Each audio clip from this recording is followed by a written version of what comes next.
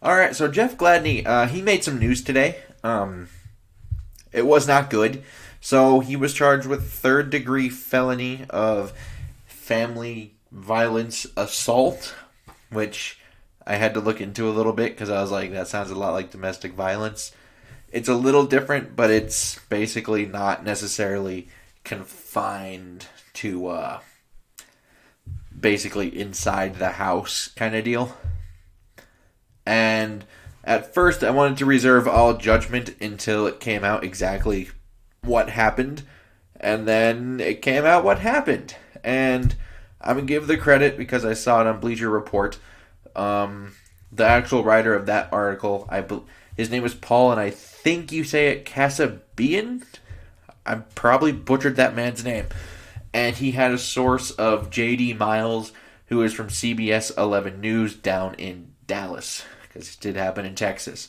So now all of it claims is that a 22-year-old woman who was in a relationship with Gladney, so he then demanded to see some kind of text message and threw the phone out a car window.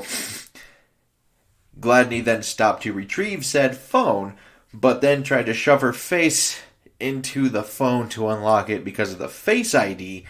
And then he was apparently also trying to pull her hair to keep her still, which is never. This whole thing it just gets worse as we go on. It was reported to police that he hit her with closed fists, causing pain in the side of her ribs, in the stomach, and the back. And he was also hitting her with an open hand across the head. Like I said, this only gets worse as we read further. And there is a further to all of this, because then J.D. Miles from CBS 11 claimed that she did tell, police and detectives and all that when she and Gladney got to the apartment complex that they were on their way to, he began strangling her by the neck, which impeded her breathing for approximately 5 seconds. He then grabbed her by the hair again, and then he dragged her across the ground. And once again, from J.D. Miles, she did say that she found safety in a car from strangers, and the police said they documented bruises to her head, torso, and ears. Also said that she suffered scratches to her head and neck with abrasions on her knees. So, doesn't look good. I will leave the article down in the description because a lot of this information came from that, so I feel like I should probably put that down. So that will be down there. And from the pure football side of this, just because I don't know too much about the law, although when it comes to the law, this is obviously bad, because from what I saw, it's a third-degree felony, so that means 2 to 10 years in prison if found guilty, which doesn't look good, but it is considered one of the least severe kind of degrees. So knowing that he's a professional athlete, he has the money to post, bonds and bails, all that kind of stuff, and all the lawyers. I don't know if he'll actually go to jail, but it's not good. None of this is good.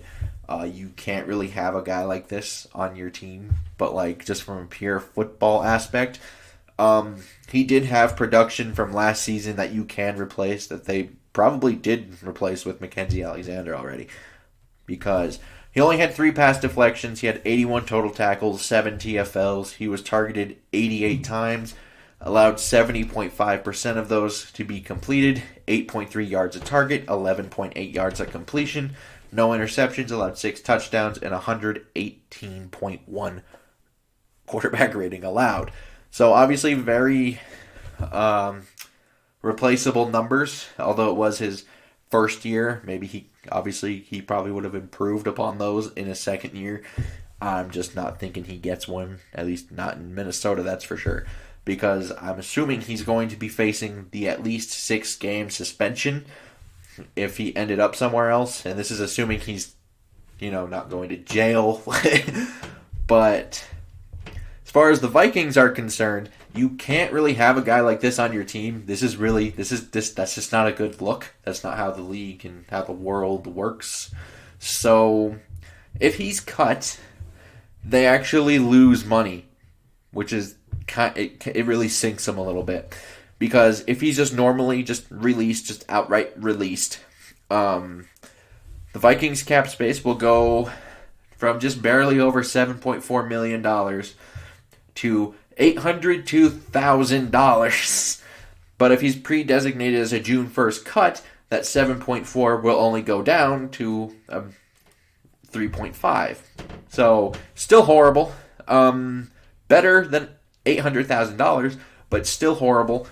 And at least you can kind of eat some of that because it wouldn't actually transition through until that June 1st point, which they did designate Kyle Rudolph, which gives you 7.9. So at least that can help mitigate that a little bit.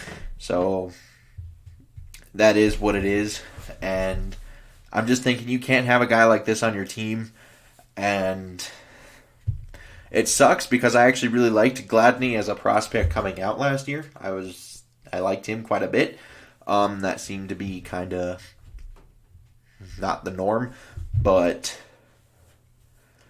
we're in a different place now, and that place is he might be in prison, and this is disturbing, to say the least.